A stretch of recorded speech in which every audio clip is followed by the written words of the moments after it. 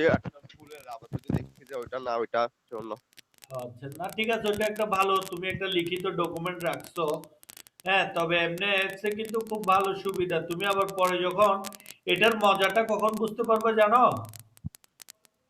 এক্সটার ও পরিপূর্ণ এবারে মজাটা পাবে যে যখন আমরা খাতার রেজাল্টটা পাবলিশ করব, তখন তখন তোমার সঠিক উত্তরটা, তোমার কয়টা সঠিক হয়েছে এটা দেখাবে, প্লাস তুমি কোনটা আনসার করছিলা এবং সেটা কি সঠিক ছিল না ভুল ছিল এটাও দেখাবে। বা তুমি আনসার করার কথা ছিল ক, তুমি করেছো খ, ঠিক আছে, উত্তরে দিয়েছে গ, তাহলে তোমাকে সবগুলো দেখাবে। বুঝছো কিনা? জি স্যার। ওখানে মার্ক করা থাকবে, সব তোমাকে এই ইয়া করা থাকবে, উল্লেখ করা থাকবে। হ্যাঁ, যারা এখনো যুক্ত হয় নাই, আশা করছি আমাদের ক্লাসের সাথে যুক্ত হবে। শুরু করছি তোমাদের, আজকে আমরা নতুন একটি চ্যাপ্টারে চলে যাব। হ্যাঁ, তাহলে আমরা নতুন একটি চ্যাপ্টারে চলে যাচ্ছি। আজকের পাঠে সবাইকে স্বাগতম। সবাই কি পরিষ্কারভাবে স্ক্রিনটা দেখতে পাচ্ছ? Yes sir. ঠিক আছে, আচ্ছা, দেখতে তাহলে পাচ্ছি। এখন হচ্ছে কি হিসাব বিজ্ঞান নবম ও দশম শ্রেণী ত্রয়োদশ, সরি এটা একটু ভুল আসছে, এটা হবে দ্বাদশ 12তম অধ্যায়, পারিবারিক ও আত্মকর্মসংস্থানমূলক উদ্যোগের হিসাব। ঠিক আছে, পরিবারের আত্মকর্মসংস্থানমূলক উদ্যোগের হিসাব। বুঝতে পেরেছো কিনা? জি স্যার। হ্যাঁ, জি স্যার বুঝছি। পারিবারিক, নামটা দেখো, পারিবারিক আত্মকর্মসংস্থানমূলক উদ্যোগের হিসাব। অর্থাৎ আমরা পরিবারে বিভিন্ন ধরনের কাজকর্ম করি না, আত্মকর্মসংস্থানমূলক। গ্রামের দিকে বা শহরের দিকে অনেক পরিবার কি করে, এই ছোটখাটো বিভিন্ন ব্যবসায় প্রতিষ্ঠান পরিচালনা করে, করে না? অনেকে আছে যে ফ্যামিলিতে পার্লার আছে, বিউটি পার্লার আছে ফ্যামিলির একটা অংশে, আবার বুটিক হাউস আছে, বিভিন্ন ধরনের খাদ্যদ্রব্য প্রস্তুত করে বিক্রয় করে, বিভিন্ন ধরনের এই ডিজাইন বুটিক্স সব ইয়া করে, করে না? Yes sir. হ্যাঁ, এ ধরনের উদ্যোগমূলক যে কাজগুলো আছে সেগুলোর হিসাবের ম্যাথমেটিক্যাল প্রবলেমগুলো আমরা দেখব। চলে যাচ্ছে আজকের যা যা আলোচনা হবে। তাহলে দেখো, পারিবারিক হিসাব ব্যবস্থার ধারণা। পারিবারিক হিসাব ব্যবস্থা কি সে বিষয়ে আমরা ধারণা অর্জন করব। পরিবার হচ্ছে একটি অব্যবসায়ী প্রতিষ্ঠান। পরিবার কি ধরনের প্রতিষ্ঠান? ব্যবসায়ী প্রতিষ্ঠান। পরিবার হচ্ছে একটি অব্যবসায় প্রতিষ্ঠান। অব্যবসায় প্রতিষ্ঠান বুঝো? জি স্যার। কি কোনগুলোকে বলা হয় অব্যবসায়ী প্রতিষ্ঠান? স্যার বিভিন্ন কিছু করে রাখে আর কি, বিভিন্ন যে পালন করে করে।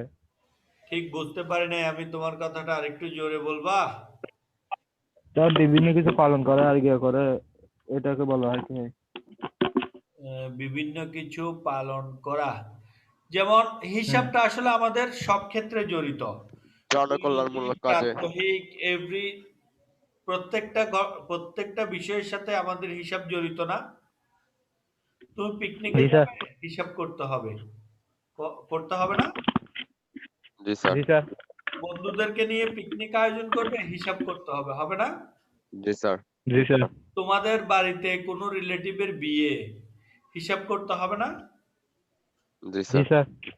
কেউ একজন আত্মীয় স্বজন মারা গেল, উনার আত্মার সৎকর্মের জন্য, হ্যাঁ, উনার এই মানে মৃত্যুর পরবর্তী জীবন যাতে ভালোভাবে হয় সেজন্য মানুষজনকে কিছু খাবার দাবার খাওয়ানোর আয়োজন করা হয়। সেটা মুসলিম হোক, হিন্দু হোক, বুদ্ধ হোক, খ্রিস্টান হোক, সবার ক্ষেত্রেই করে না? জি স্যার। এই ক্ষেত্রেও হিসাব করতে হয় কিনা? জি। অর্থাৎ পরিবারের প্রতিটা ক্ষেত্রেই আমাদেরকে হিসাব করতে হয়। ইভেন কি আমরা যে দৈনন্দিন রান্না বান্না করি, খাওয়া দাওয়া করি, সবকিছুর ক্ষেত্রে আমাদেরকে হিসাব ব্যবস্থার মধ্য দিয়ে যাইতে হয়।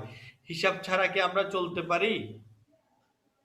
না স্যার। না, যারা সুষ্ঠুভাবে সুন্দরভাবে হিসাব সংরক্ষণ করে না তাদের জীবনধারা, আর যারা সুন্দরভাবে হিসাব করে চলে, সঠিক হিসাব আয় বুঝে ব্যয় করে, তাদের চলাফেরা দুইটার মধ্যে ব্যাপক পার্থক্য পরিলক্ষিত হয় না? জি। অর্থাৎ যারা যারা হিসাব হিসাব করে না করে তাদের চলে তারা খুব বিক্রয় সুন্দর আছে জীবন খারাপ থাকে। যাপন করে, আর যারা হিসাব করে চলে না তাদের জীবনটা অগোছালো হয়, তাদের সব সময় বিভিন্ন সমস্যা লেগেই থাকে। বুঝতে পেরেছ?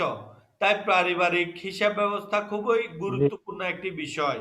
আমরা দৈনন্দিন আমাদের প্রতিটি ক্ষেত্রে আমরা হিসাব ব্যবস্থার প্রয়োগ ঘটাবো, তাহলে আমাদের জীবনটা সুন্দর এবং সুগঠিত হবে। অন্যথায় কি হবে? আমাদের জীবনে ঝামেলাপূর্ণ হবে। বুঝতে পেরেছ? জি। সালমা, কি কথাগুলো বুঝতে পারছো? জি স্যার। আমরা এখন নতুন একটা অধ্যায়ে গিয়েছি, সেটার নাম হচ্ছে পারিবারিক ও আত্মকর্মসংস্থানমূলক উদ্যোগের হিসাব। এই অধ্যায়টা নিয়ে আমরা পড়ব। আগে আমাদের দুইটা অধ্যায় শেষ হয়েছিল, অধ্যায় 6 জাবেদা তো ক্লাস 9-এই শেষ আমাদের। তারপর আর একটু একটা ক্লাস আমরা রিভাইজ করেছিলাম। গতকালকেও আমরা কিছুটা জাবেদা রিভাইজ করেছিলাম। আর হচ্ছে অধ্যায় 11 পণ্যের উৎপাদন ব্যয়, ক্রয় মূল্য এবং বিক্রয় মূল্য। এই দুইটা অধ্যায় থেকে আমাদের কি হবে? প্রথম কুইজ টেস্ট হবে। এরপরে মাসিক টেস্ট, মাসিক ইয়ার জন্য আমরা কি করতেছি, আমাদের এই নতুন দ্বাদশ অধ্যায়টা আমরা পড়ব। এই অধ্যায়টা যথেষ্ট তুলনামূলক আমার কাছে সহজ মনে হয়, তোমরাও এটা সহজে বুঝতে পারবা। এবং এটার একটা ইফেক্টিভ দিক হচ্ছে আমরা যে পরবর্তীতে আর্থিক বিবরণী করব, অর্থাৎ দশম অধ্যায়, যেটা আমাদের একটা বাধ্যতামূলক অধ্যায়, অর্থাৎ পরীক্ষায় এই অধ্যায় থেকে আমাদেরকে প্রশ্ন আনসার করতে হয়। ওই অধ্যায়ের জন্য এই এই এই অধ্যায়ের পড়াটা আমাদেরকে অনেকটা হেল্প করবে। ঠিক আছে? তাহলে পারিবারিক হিসাব ব্যবস্থার ধারণার কথা বলছিলাম। প্রত্যেকটা পরিবারেই হিসাব ব্যবস্থা বিদ্যমান, অর্থাৎ প্রত্যেকটা পরিবারে বিভিন্ন উৎস থেকে আয় হয়। যেমন কেউ চাকরি করে, কেউ ব্যবসা করে, হ্যাঁ, কারো এই নিজস্ব জায়গা জমি আছে, কৃষি কৃষি জায়গা জমি আছে, বা এই ঘর বাড়ি আছে, সেগুলো ভাড়া, বিভিন্ন মাধ্যমে তারা কি করে? আয় করে না? একটা পরিবার অনেকগুলো মাধ্যমের মাধ্যমে কি করে তার আয়টা অর্জন করে। সেই আয় থেকে সে প্রতিদিন বা প্রতি মাসে তার একটা ব্যয় আছে। যেমন খাবার, খাদ্য সামগ্রী ক্রয় করতে হয়, ফ্যামিলির কারো অসুস্থ হলে চিকিৎসা করতে হয়, তারপরে হচ্ছে বিভিন্ন জায়গায় যাতায়াত ভাড়া দিতে হয়, পোশাক আশাক ক্রয় করতে হয়, ইত্যাদি কাজে তাকে অর্থগুলো ব্যয় করতে হয়। এই আয় এবং ব্যয়ের এই দুটোর মধ্যে হিসাব সমন্বয় করে তার পরিবারের সঠিক সিদ্ধান্ত গ্রহণ করাই হচ্ছে মূলত পারিবারিক হিসাব ব্যবস্থার উদ্দেশ্য। এরপর হচ্ছে পারিবারিক হিসাব ব্যবস্থার বৈশিষ্ট্য। পারিবারিক হিসাব ব্যবস্থার কিছু বৈশিষ্ট্য আছে, অর্থাৎ এটা হচ্ছে অমুনাফাভোগী একটি হিসাব। অর্থাৎ অন্যান্য ব্যবসা প্রতিষ্ঠানের হিসাবগুলো আমরা প্রস্তুত করি কেন? একটা মুনাফা অর্জন বা মুনাফা নির্ণয় করার জন্য। আমি যে একটা ব্যবসা করলাম, ব্যবসা করে বছর শেষে আমার কত লাভ হলো বা কত ক্ষতি হলো, এই বিষয়টা জানার আগ্রহ থেকেই আমরা কি করি? ব্যবসায়ের হিসাব নিকাশগুলো সম্পন্ন করি। কিন্তু পারিবারিক হিসাব নিকাশের ক্ষেত্রে কোনো মুনাফা নির্ণয় করা হয় না, অর্থাৎ কোনো লাভ নির্ণয় করা হয় না। এখানে শুধুমাত্র আয় থেকে ব্যয়গুলো বাদ দিয়ে পারিবারিক উদ্বৃত্ত বা ভবিষ্যতের জন্য সঞ্চয়টাকে নির্ধারণ করা হয়। বুঝতে পেরেছো কিনা? স্যার। Yes sir. এরপর বলা হচ্ছে পারিবারিক হিসাব ব্যবস্থার প্রয়োজনীয়তা। তাহলে দেখো পারিবারিক হিসাব ব্যবস্থার প্রয়োজনীয়তা আছে কিনা। তোমরা তো অনেকেই পরিবারের সাথে যুক্ত এবং পারিবারিক হিসাব ব্যবস্থার সাথে মোটামুটি কিছুটা হলেও ইনভলভ, ঠিক কিনা? হ্যাঁ, পরিবারের হিসাব ব্যবস্থার সাথে কি কেউ তোমরা যুক্ত আছো নাকি নেই? জি। হ্যাঁ, No, sir. আয় না। তুমি বাসার জন্য কোনো আয় বা ব্যয় কোনোটা করো? সাজিনুর রহমান, জি স্যার। তোমার পরিবারের জন্য তুমি কি আয় বা ব্যয় কোনোটাই করো? স্যার আয় তো করি না, কিন্তু স্যার ব্যয় করি। আয় করো না, কিন্তু অনেকগুলো ব্যয় তোমার ব্যয়ের সাথে তুমি জড়িত। যেমন জি দুই স্যার। একটা উদাহরণ যদি। স্যার বিভিন্ন ধরনের বা বিদ্যুৎ এই বিল দাও, খরচ, হ্যাঁ, তারপরে বিদ্যুৎ বিল, তারপরে দোকান ভাড়া, দোকান ভাড়া আর দাও, জি, এরকম তারপরে স্যার হচ্ছে যে কিছু বিভিন্ন ছোটখাটো। প্রয়োজনীয় খাদ্য সামগ্রী ক্রয় করতে হলে সেগুলো ক্রয় করতে যাও। অর্থাৎ বিভিন্ন জি খরচগুলোর মধ্যে অনেকগুলো খরচ তুমি পরিশোধ করো, ঠিক কিনা? জি স্যার। একইভাবে অর্ণবকে জিজ্ঞেস করলে সেও বলতে পারবে অনেকগুলো। সালমা, তুমি বলতে পারবে কি Sir, কি? তুমি বাসার জন্য কোনো আয় ব্যয় করো কিনা? আয় তো করো না মনে হয়। তোমার No, sir. পরিবারে কোনো ও আয় করি না, হয়? স্যার। তোমার মাধ্যমে পরিবারে কোনো অর্থ আয় হয় না, কিন্তু ব্যয় হয়। না। কি কি ব্যয় হয় No, তোমার sir. মাধ্যমে একটু আমরা জানতে চাচ্ছিলাম। Sir, কি ব্যয়? তুমি তোমার স্কুলের জন্য বই খাতা ক্রয় করতে হয়, খাতা ক্রয় করতে হয়, স্যার। জি, তাহলে স্যার। এটা তোমার জন্য ব্যয় না? তোমার পরিবারের পক্ষ থেকে তোমার জন্য এই ব্যয়টা করছে, শিক্ষা খাতে তোমার ব্যয় দিচ্ছে। তারপরে হচ্ছে যে তোমার জন্য এই কাপড় চোপড় ক্রয় করতে হয়, জি, স্যার। তোমার স্কুলের বেতন তোমার পরিশোধ করতে হয়। বুক সেটা তো অবশ্যই করতে হবে। তারপরে হচ্ছে যে তোমার খাবার দাবারের পিছনে অর্থ ব্যয় হয়। তাহলে আমরা পারিবারিক শিক্ষা ব্যবস্থার সাথে যুক্ত আছি। আমরা আয় করি না, ঠিক আছে, কিন্তু আমরা কি করি? ব্যয়ের অংশে অবদান রাখি, অর্থাৎ ব্যয় ঘটানোর জন্য আমাদের অবদান থাকে। তাহলে আয় ব্যয় Yes, দুইটা sir. মিলে হচ্ছে পারিবারিক কি হিসাব ব্যবস্থা। এই দুইটার মধ্যে যে কোনো একটাতেই আমাদের কি আছে? অংশগ্রহণ রয়েছে। বুঝতে পেরেছো কিনা? তাহলে এই আয় ব্যয়গুলো যদি আমরা সঠিকভাবে হিসাব না করি, তাহলে আমাদের পরিবারটা সুন্দরভাবে কি হবে না? পরিচালিত হবে না। তোমার বাবা অনেক চিন্তা ভাবনা করে হিসাব কিতাব করেই পরিবার পরিচালনা করেন না? আমাদের প্রত্যেকের বাবা মারা কি করেন? সবকিছু বিবেচনা করে আমাদের প্রয়োজনীয় দিকগুলোকে গুরুত্ব দিয়ে যেটা বেশি প্রয়োজন সেটাকে আগে আগে নির্বাহ করেন, আর যেটা অপেক্ষাকৃত কম গুরুত্বপূর্ণ সেটাকে পরে পরিশোধ করেন বা পরে ম্যানেজ করেন, এরকম করে না?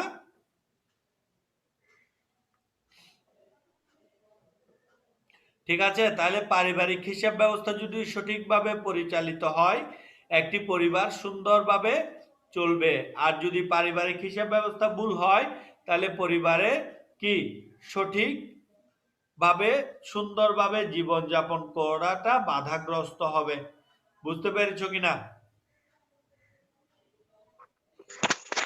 Yes, sir. এবার দেখো পারিবারিক হিসাব ব্যবস্থার ধারণা। পরিবার একটি অমুনাফাভোগী চলমান প্রতিষ্ঠান, এটা আমি প্রথমেই বলেছিলাম। তাই নির্দিষ্ট আয়ের মধ্যে সুখী জীবনযাপন করার জন্য পরিকল্পিত হিসাব নিকাশের জন্য পারিবারিক হিসাব ব্যবস্থার প্রয়োজন। অর্থাৎ তুমি যদি তোমার নির্দিষ্ট বা স্বল্প আয়ের মধ্যে সুখী সুন্দর জীবনযাপন করতে চাও, তাহলে অবশ্যই তোমাকে পরিকল্পিতভাবে হিসাব নিকাশটাকে পরিচালনা করতে হবে। তাহলে তোমার পরিবারটা সুস্থ ও সুন্দরভাবে কি হবে? পরিচালিত হবে।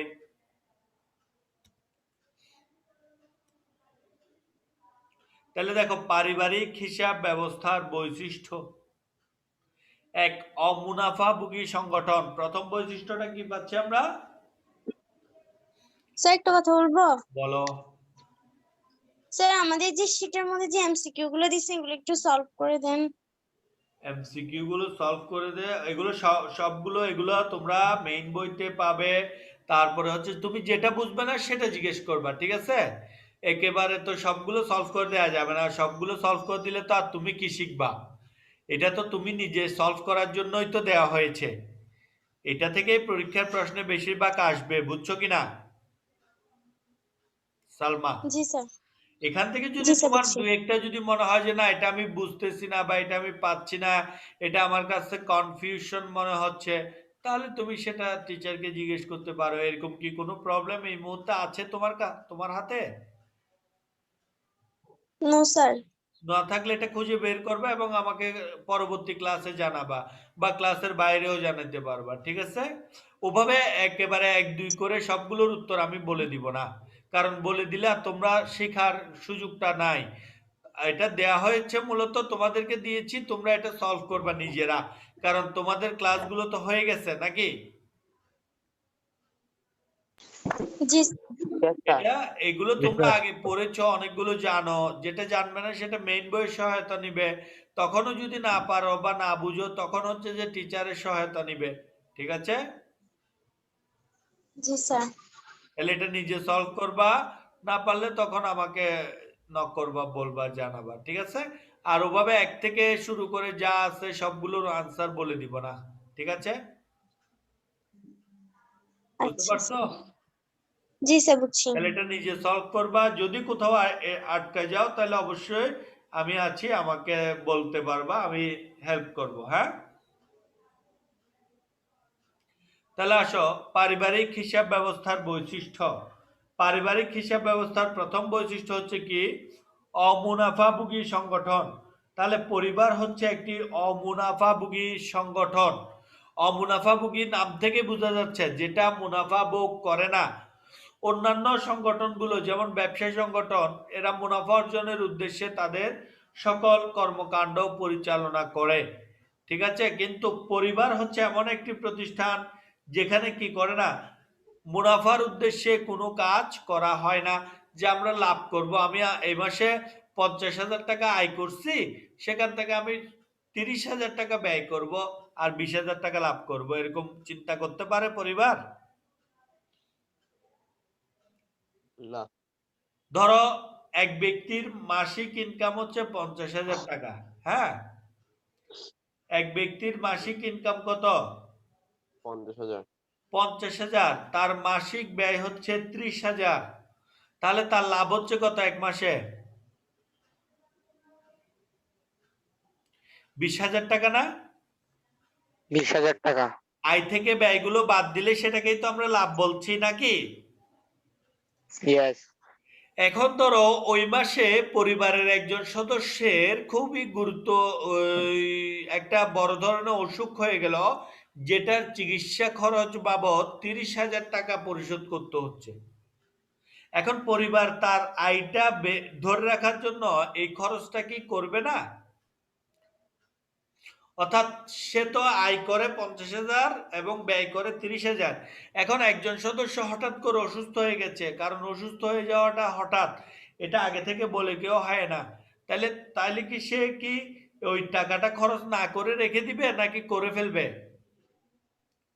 সে তো তার উচিত ছিল যে লাভের কথা বিবেচনা করে খরচটা না করা। এরকম কি সে করবে কখনো?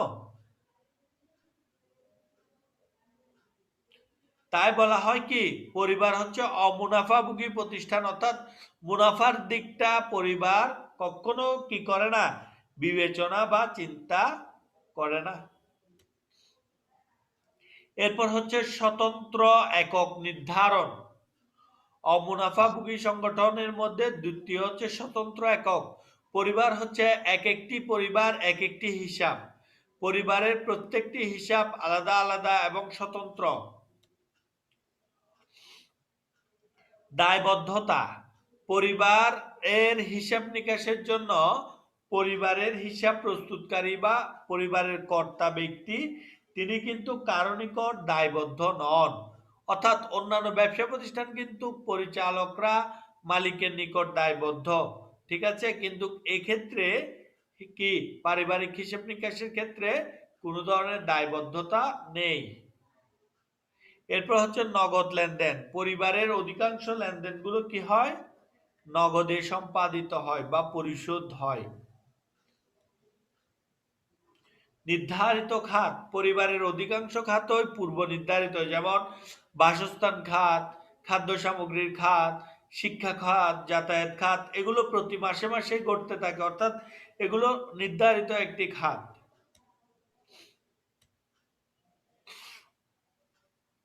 পারিবারিক হিসাব ব্যবস্থার প্রয়োজনীয়তা। এবার আমরা দেখব পরিবারে যে হিসাব ব্যবস্থা রয়েছে সেটা আসলে প্রয়োজন আছে কিনা বা দরকার আছে কিনা।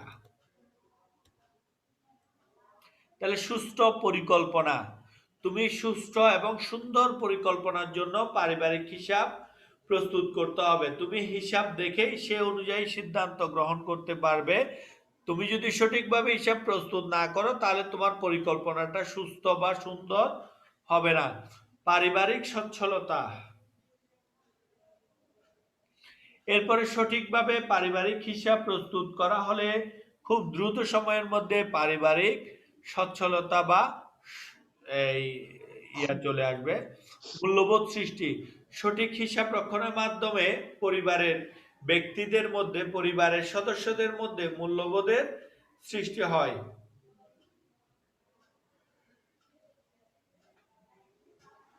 পারিবারিক বাজেট প্রস্তুত, প্রত্যেক পরিবারে একটা বাজেট করা হয় যে আমরা একটা টিভি কিনবো, আমরা একটা ফ্রিজ কিনবো, আমরা একটা এসি কিনবো, এরকম বিভিন্ন ধরনের বাজেট গুলো থাকে বা বিভিন্ন ধরনের খরচের খাতগুলো থাকে। তাই পরিবার যদি সঠিকভাবে হিসাবগুলো প্রস্তুত করে তাহলে তাদের পারিবারিক বাজেট প্রস্তুত করাটাও সহজতর হয়। এরপর হচ্ছে সঞ্চয় প্রবণতা বৃদ্ধি ও ভোগ প্রবণতা হ্রাস। সঠিকভাবে হিসাব প্রস্তুত করার ফলে প্রতিষ্ঠানে পারিবারিক প্রতিষ্ঠানের আয় থেকে ব্যয়ের পরিমাণ কম হয়, ফলে প্রচুর অর্থ ভবিষ্যতের জন্য সংরক্ষণ করতে পারে। এক্ষেত্রে তাদের সঞ্চয় প্রবণতা বৃদ্ধি পায় ও ভোগ প্রবণতা হ্রাস পায়। পারিবারিক শৃঙ্খলা রক্ষা, পারিবারিক হিসাব কিতাবের মাধ্যমে সুষ্ঠু হিসাব পরিচালনা করে পরিবারের বিভিন্ন সদস্যদের মধ্যে বিভিন্ন ধরনের শৃঙ্খলা রক্ষা হয়, অর্থাৎ বিভিন্ন ধরনের জবাবদিহিতা সৃষ্টি হয়, দায় দায়িত্বের বন্টন হয়, ফলে পারিবারিক শৃঙ্খলা রক্ষা করা খুব সহজ। আজকের আলোচনার শ্রেণী কাজগুলো আমরা একটু দেখি। সুশৃঙ্খল জীবন ব্যবস্থার মূল মন্ত্র কোনটি? বলতো মূল মন্ত্র কোনটি হবে? পারিবারিক হিসাব নিকাশের ক্ষেত্রে পরিবার কেমন প্রতিষ্ঠান? পরিকল্পনার সংখ্যাত্মক প্রকাশকে কি বলে?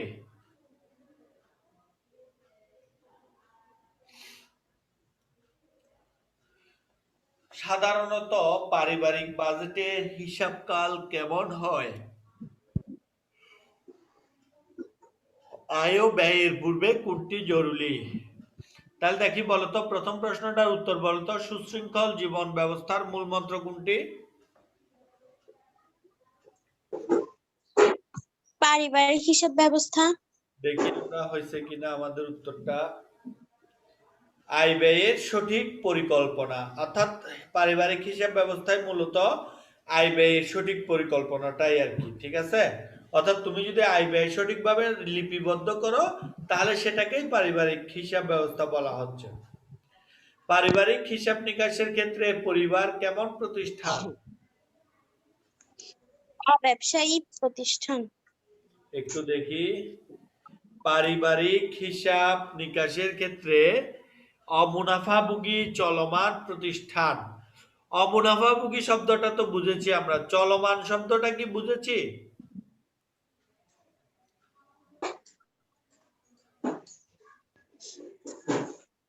চলমান শব্দটা কি আমরা পারি? Yes. বলতো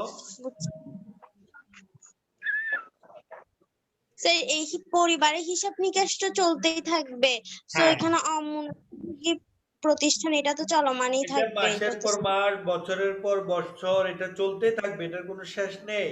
প্রতি মাসে মাসে আয় হবে, প্রতি মাসে ব্যয় হবে, মাস শেষে কিছু টাকা জমবে, এইভাবে করে প্রতি মাসে মাসে এটা ঘুরবে, প্রতি বছর বছর ঘুরতে থাকবে, এটার কোনো শেষ নেই। পরিবার যতদিন থাকবে পরিবারের হিসাব ব্যবস্থাও ততদিন কি হবে? বিদ্যমান থাকবে। পরিকল্পনার সংখ্যাত্মক প্রকাশকে কি বলে?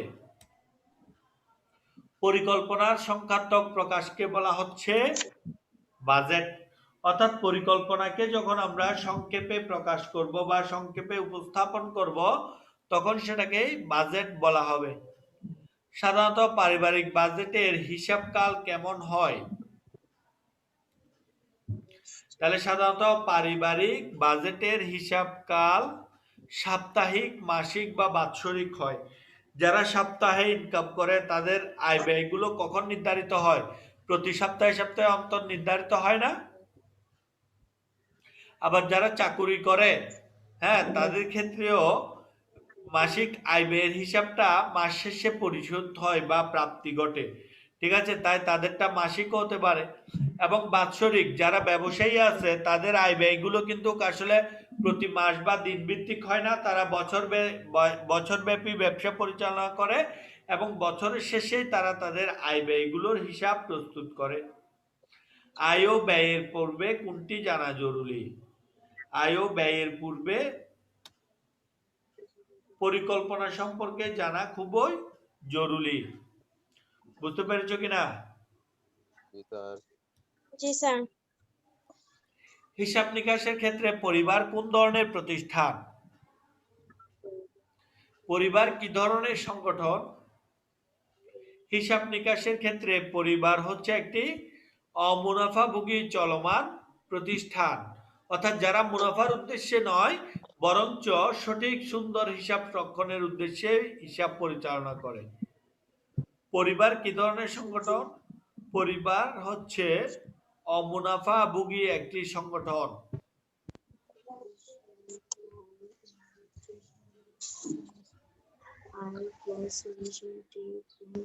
ঠিক আছে, বুঝতে পেরেছো কিনা?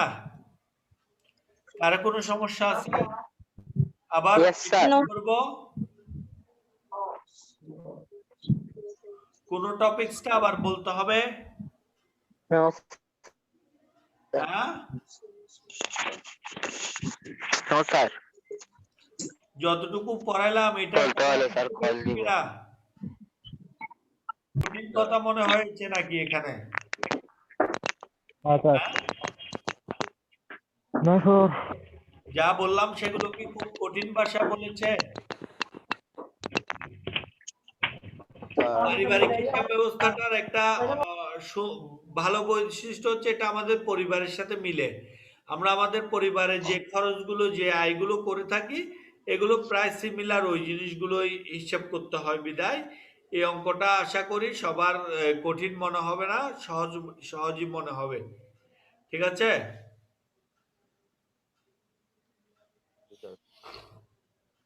তাহলে আর কারো কোনো কিছু জিজ্ঞাসা করার থাকলে বলতে পারো।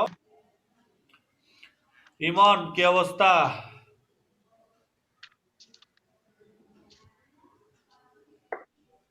Yes, sir. স্যার আমার অবস্থা জিজ্ঞেস করবেন না? কে? আবিদ করিম? Yes Abid sir. করিম তো ভালো ছেলে, ভালো থাকবে।